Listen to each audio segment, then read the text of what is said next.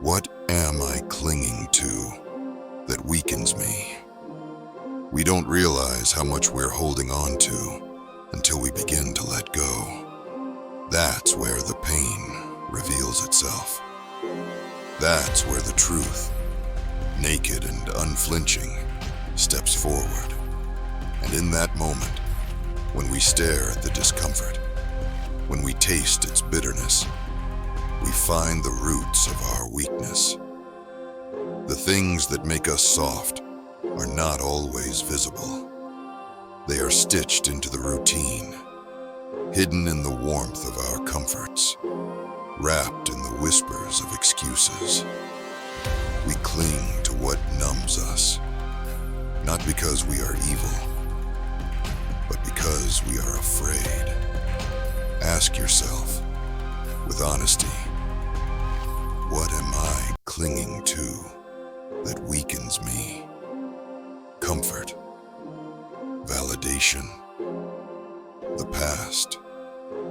Seneca wrote, "It is not the man who has too little, but the man who craves more that is poor." Letter 2. And Epictetus reminded us, "It is impossible for a man to learn what he thinks he already knows." So many of us are chained not by external enemies, but by our internal attachments, to our reputation, to predictable pleasure, to false security. These are the things that steal our strength, not because they are inherently evil, but because we trust them more than we trust our ability to stand without them. When you step into a cold shower on purpose, you're not just doing it for a thrill. You are practicing discomfort. You are building the muscle of endurance. When you skip a meal voluntarily, you're not starving. You are teaching your mind that hunger is not the enemy. When you walk in silence instead of scrolling, you are facing the void you've been trying to drown. Marcus Aurelius said, "If you are distressed by anything external, the pain is not due to the thing itself, but to your estimate of it. And this you have the power to revoke at any moment." We underestimate our power. We've been taught that to feel is to be human, and that is true. But to be ruled by feeling, that is to be a slave. There's a quiet kind of rebellion in rejecting ease, a subtle war within, waged in silence and stillness. In waking up before the sun, not for productivity's sake, but to greet discomfort like an old friend. In choosing honesty over approval. In choosing the hard road when the easy one is paved with blind satisfaction. Every day, the world offers us chains, some made of gold, some of silk, but chains nonetheless. The Stoics weren't numb. They were awake. They didn't aim to feel less. They aimed to master what they felt, to ensure that their emotions served their purpose, not sabotaged it.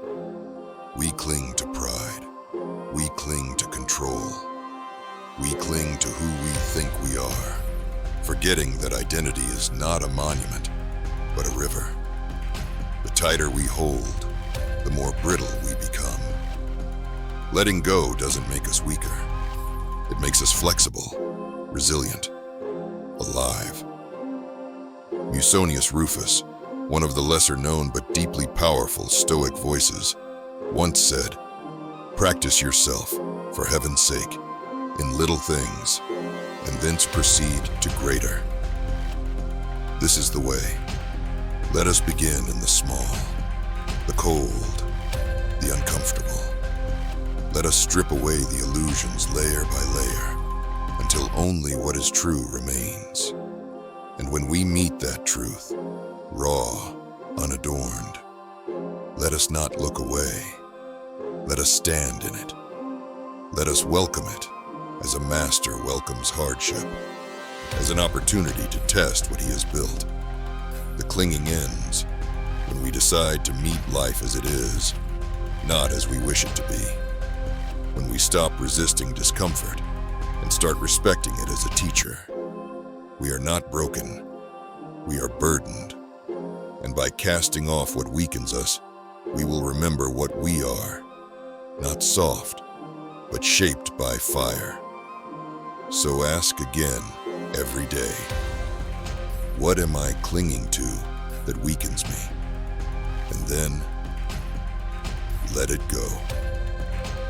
The ancient Stoics were not speaking from thrones of comfort. Marcus Aurelius wrote his meditations during a plague and war. Epictetus, born a slave, taught that true power lay in what we chose to do with our thoughts.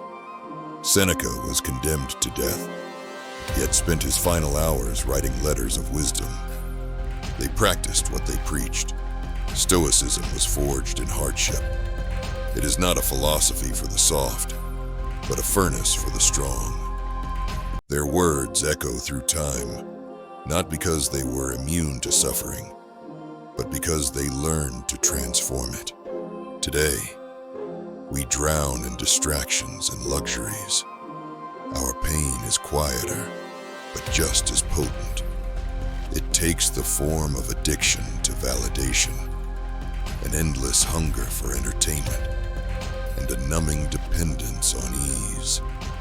We anesthetize instead of analyze. We soothe instead of strengthen. But Stoicism offers the antidote: self-control, fortitude, perspective, and most of all, choice. When we ask what we're clinging to, we begin to reclaim that choice. We stop defaulting to comfort. We begin designing our lives with intention. Vow to not fear hardship, to not flinch at discomfort, to cast off the illusions that weaken, to meet the day, whatever it brings, with stillness and steel. So ask, what am I clinging to that weakens me? Then